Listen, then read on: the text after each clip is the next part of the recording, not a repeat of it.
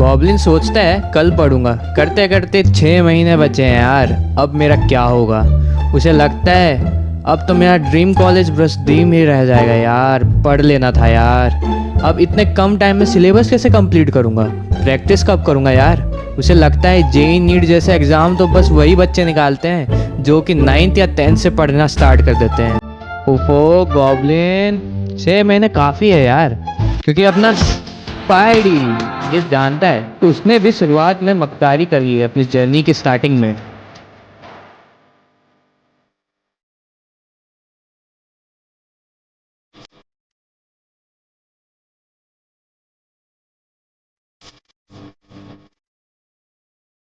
पर सिर्फ एंड के 6 महीने के डेडिकेशन और हार्डवर्क के साथ और फुल डिसिप्लिन के साथ उसने स्ट्रेटेजी फॉलो करा और अपना ड्रीम कॉलेज आज क्रैक कर लिया। तो फर्स्ट ऑफ ऑल यार, मैं हूँ कौन, तो आई एम एन एनआईटीएन, ठीक है। मैं खुद एनआईटी रायपुर का बीटेक का एक स्टूडेंट हूँ और मैंने अपने जेई जर्नी में ना काफ़ी कुछ चीज़ें सीखी है, ठीक है। और बता रहा हूँ, अगर तुमने मेरी बातों को अभी फॉलो कर लिया जो मैं इस वीडियो में बताने वाला हूँ, तो 6 महीने क्या, तुम बस इसे 3 महीने भी फॉलो करोगे ना, तो मेरी गारंटी है तुम निकाल दोगे अपना एग्जाम, ठीक है। तो इस वीडियो में मैं जितनी भी बातें बताने वाला हूँ, तो एक पेन पेपर लो, लेके बैठो और लिख लेना, ठीक है। ये मैं बता रहा हूँ एक ऐसे पर्सपेक्टिव से, अगर तुम मेहनत करने के लिए रेडी हो तो भाई जरूर देखना इस वीडियो का। अगर तुम जानते हो कि मेरे से मेहनत नहीं होगी तो 6 महीने क्या, तुम्हारे लिए भाई 2 साल भी काफ़ी नहीं है, ठीक है। तो जाके इस वीडियो को पहले ही तुम ये माइंडसेट के साथ देखो कि तुम कर सकते हो, ठीक है। पहले खुद पे भरोसा रखो, तब जाके दुनिया वाले तुम पे भरोसा करेंगे, ठीक है। तो फर्स्ट पॉइंट ये आता है अपना मास्टर द सिलेबस। अब मास्टर द सिलेबस से क्या मतलब है भैया आपका। देखो यार, जेई में ना बड़ी ये कॉन्सेप्चुअल बातें होती है, चाहे वो नीट हो गया, जेई हो गया, कि अपन को ना सिलेबस को पूरा कंप्लीट करना पड़ता है। फर्स्ट ऑफ ऑल, पूरा कभी भी टॉपर कभी कंप्लीट नहीं होता है, ठीक है। बैकलॉग हर एक इंसान का होता है। आज मेरे आईआईटीज एनआईटीज में कितने सारे दोस्त हैं, ठीक है। मैं किसी से भी तुमसे पूछवा लूँ ना, या फिर जो भी मेरे एम्स में भी काफ़ी दोस्त है, किसी से भी पूछवा लूँ ना, सब यही बोलते हैं यार मेरा कभी भी एंड तक ना सिलेबस कंप्लीट नहीं हुआ था। पर्सनली बता रहा हूँ, मेरा खुद का भी कभी ना एंड तक सिलेबस पूरा कभी कंप्लीट हो ही नहीं पाया था। तो ये बात तुम्हें ध्यान देनी है कि एंड तक ना सिलेबस कंप्लीट नहीं होता है। इसका मतलब ये नहीं कि भाई मास्टर नहीं करोगे तुम सिलेबस को। जितना तुम करके जा रहे हो ना, ऑलमोस्ट 50 70 80% भी अगर तुम कंप्लीट करके जा रहे हो, तो तुम्हें उसमें मास्टरी करनी है। इतना करना है कि भाई उस टॉपिक से कोई भी क्वेश्चन आ गया, कोई भी कैसा भी क्वेश्चन आ गया, भाई तुम उसमें फुल आउट ऑफ फुल तुम 100% एक्यूरेसी के साथ कर सकते हो, ठीक है। तो तुम्हें जितना करना है उतना मास्टरी करनी है उतने सिलेबस में। बात ये, इसी को कहते हैं मास्टर द सिलेबस। इसका मतलब ये नहीं कंप्लीट सिलेबस करना है, बट जितना कर रहा हूँ, मैंने भी अपने टाइम में जितना किया था भाई उतना बेस्ट किया था। आज देख रहा हूँ मैं एनआईटीएन हूँ। तो यार, जो बचे हुए 6 महीने हैं, इसको तुम्हें स्ट्रेटेजिकली डिवाइड करना पड़ेगा। इसका मतलब ये नहीं कि भाई जब मन किया तब पढ़ लिए, जितना मन किया वो पढ़ लिए, इतना सिलेबस कर लिया, इतना तो छोड़ ही दिया, भैया तो बोल दिए आधा छोड़ दो। इसका मतलब ये नहीं है भाई। 6 महीने की स्ट्रेटेजी को ना तुम्हें स्ट्रेटेजिकली डिवाइड करना पड़ेगा कि इतने महीने में इतने चैप्टर्स कंप्लीट हो जाने चाहिए, ठीक है। तो 4 मंथ अपने को दे के रखो कि भाई अपने आप को कि जितना मैक्सिमम सिलेबस में कंप्लीट कर सकता हूँ, मेरी कैपेबिलिटी है, मैं घंटों घंटों 12 12 15 15 घंटे पढ़ने के बाद कंप्लीट कर सकता हूँ, तो कंप्लीट कर ले उतना, ठीक है। अगर वेल एंड गुड, अगर सब कर रहा है तो अच्छी बात है, जो कि पॉसिबल नहीं है, लेकिन मैक्सिमम नंबर ऑफ चैप्टर्स अगर तू कवर कर लिया अगले 4 महीने में, तो तेरे पास ना 2 महीने बचे होंगे ना, उसमें तू बहुत ही आसानी से ना प्रैक्टिस क्वेश्चंस कर करके, पीवाईक्यूज कर करके, रिवीजन कर करके, उसी चैप्टर्स को बार बार अच्छे से सॉल्व करके, वन शॉट्स देख देख के, जैसे मंजिल सीरीज के वन शॉट होते हैं, और अपने जितने भी कॉन्सेप्ट, बेसिक कॉन्सेप्ट जो गलतियां होती है ना, उनको इंप्रूव कर करके उन 2 महीनों में वो सब गलतियां सुधार सकता है। तो मेरी बात सुन, मान ये बात कि 6 महीने को 6 महीने के हिसाब से मत देख। तू देख, तेरे पास सिलेबस कवर करने के लिए बस 4 महीने, ठीक है। तो तू अपना स्ट्रेटेजी ना इस हिसाब से बना कि उन 4 महीनों में कैसे तुम मैक्सिमम चैप्टर्स को कवर कर पाए। इसका मतलब ये नहीं है अंधाधुंध कुछ भी पढ़ना है भाई, स्ट्रेटेजिक अप्रोच लगानी है, बात समझ। तो इसी को कनेक्ट करते हुए मैं तुम्हें थर्ड मोस्ट इंपॉर्टेंट पॉइंट बताता हूँ, जो कि है focus on the high weightage chapters. देख यार, भले वो जेई हो, भले नीट हो, हर किसी में ना कुछ हाई वेटेज चैप्टर्स होते हैं। वो हाई वेटेज चैप्टर्स क्या होंगे भैया, तू पूछेगा। तो वो हाई वेटेज चैप्टर्स वो होते हैं जिनमें से maximum numbers of questions paper में आते हैं, और हर साल से आ रहे हैं। मतलब पिछले 10 साल से कंटिन्यूस वही चैप्टर्स, वही चीज़ें रिपीट हो रही है, क्योंकि उनके पास नहीं है यार ज़्यादा क्वेश्चंस नहीं है, एक लिमिटेड सिलेबस है, उसी में से बार बार पूछते रहेंगे, ठीक है। तुम्हें क्या करना है, उन्हीं चीज़ों को ना आइडेंटिफाई करना है। और ये तुम्हें करने की जरूरत नहीं है पिछले 10 साल के पेपर लेके बैठ गए।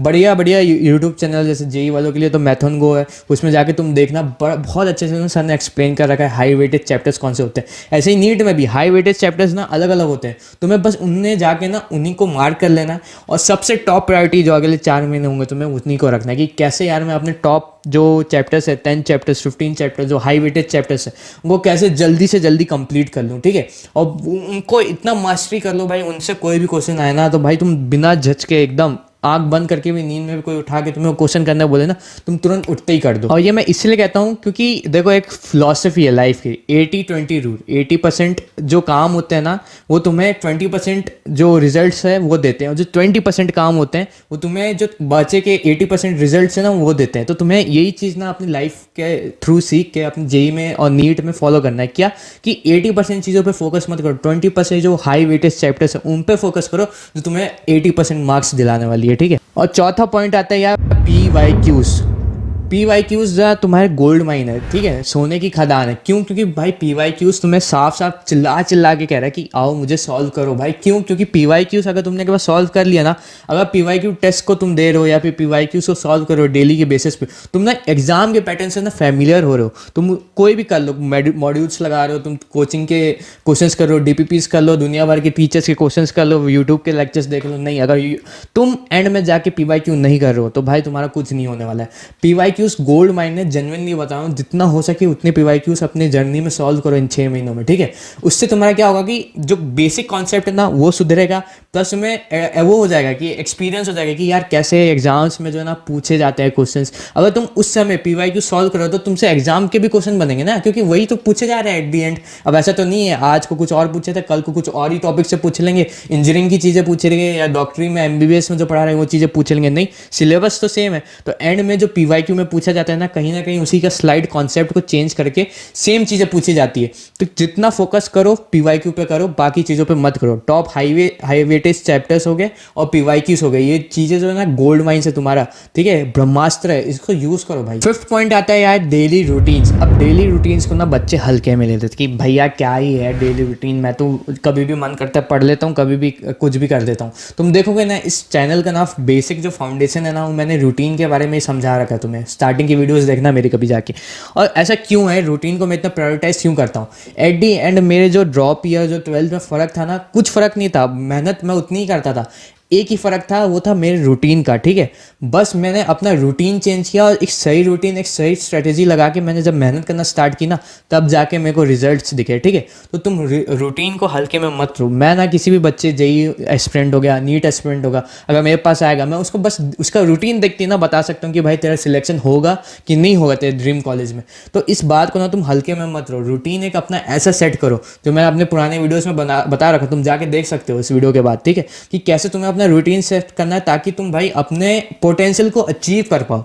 एट दी एंड अगर तुम्हारा रूटीन सही नहीं होगा ना, तुम कितना भी मेहनत कर लो, कितनी भी स्ट्रेटजीज देख लो, कभी तुम्हारा सिलेक्शन नहीं होगा, ठीक है। 6 नंबर पे आता है यार मोस्ट इंपॉर्टेंट तुम्हारा मॉक टेस्ट। मॉक टेस्ट को ना तुम भगवान मान लो भाई। अगर मॉक टेस्ट तुम देने से भागोगे तो भाई एग्जाम में के दिन ना तुम्हारी जो फटने वाली है ना उसको कोई कंट्रोल नहीं कर सकता, ठीक है।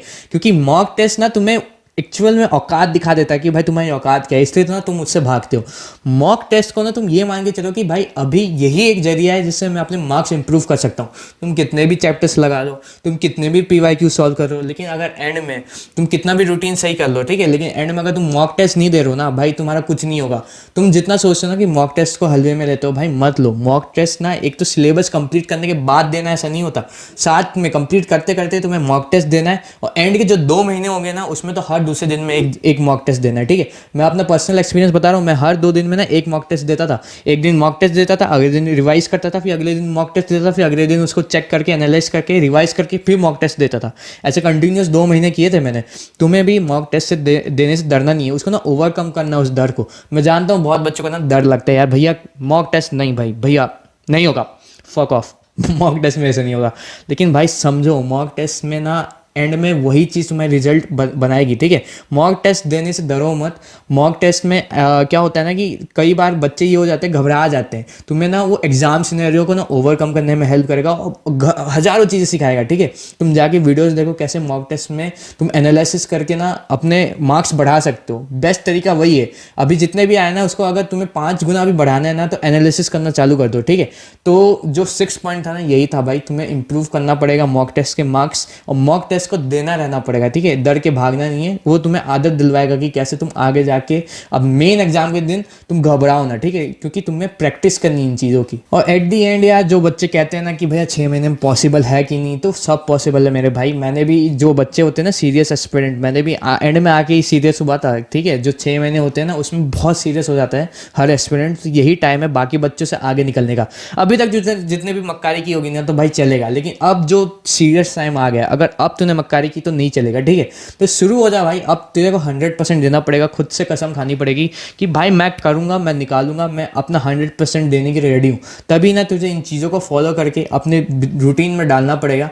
और एट दी एंड भाई मैं बस यही कहना चाहूँगा कि अगर तुझे भरोसा है ना खुद पे, तू निकाल लेगा, ठीक है। 6 महीने क्या, 4 महीने भी इनफ होते हैं। 3-3 महीने में वो पता नहीं निशान जिंदा है ना, 4 महीने में निकाला, IIT वाईटी क्रैक किया। जब वो इंसान कर सकता तो तू क्यों नहीं कर सकता? वो कौन है? तो का गोला था क्या? नहीं ना, उसने बस रूटीन फॉलो किया, स्ट्रेटेजी लगाई और भाई एक फोकस के साथ, डेडिकेशन के साथ अपना पढ़ाई कंटिन्यू किया। तो 6 महीने हो या 4 महीने हो, सब इनफ है। बस तेरे को खुद पे भरोसा होना चाहिए, ठीक है। एट दी एंड मैं इसी के साथ वीडियो खत्म करना चाहूँगा कि एज ऑलवेज यार तुझे ना बस नेवर गिव अप एटीट्यूड के साथ पढ़ना पड़ेगा, ठीक है। और तू कर लेगा, मेरे को पता है। और अगर तेरे को कोई भी मेंटरशिप में या इन सब चीज़ों में दिक्कत हो रही है ना कि भैया मेरे को स्ट्रेटेजी समझ नहीं आ रही, क्या रूटीन बनाऊँ, या फिर मेरे को कोई मेंटोर करने वाला चाहिए जो मैं इस फेज से गुजर रहा हूँ, मेरे को चाहिए कोई जिसके साथ मैं बात कर सकूँ, तो भाई मेरी कम्युनिटी है टेलीग्राम पे, तू लिंक डिस्क्रिप्शन में जाके फटाफट ज्वाइन हो जा। वहाँ पे काफ़ी सारे बच्चे हैं, मैं उनकी काफ़ी हेल्प करता हूँ, तेरी भी हेल्प करूँगा। तू आ जा, वहाँ पे कोई भी डाउट हो, पर्सनल हो, रिलेशनशिप के मामले में हो, फैमिली के बारे में हो, तो सब कुछ बता सकता है। मैं तेरे को 1-to-1 कन्वर्सेशन के साथ तेरे को समझा दूंगा। प्योर फ्री मेंटरशिप पे जाके फटाफट ज्वाइन हो जाओ। और इसी के साथ यार एट दी एंड मैं बस इतना कहना चाहूँगा, नेवर गिव अप एटीट्यूड के साथ पढ़ते रहो, तू कर लेगा। जय श्री कृष्ण।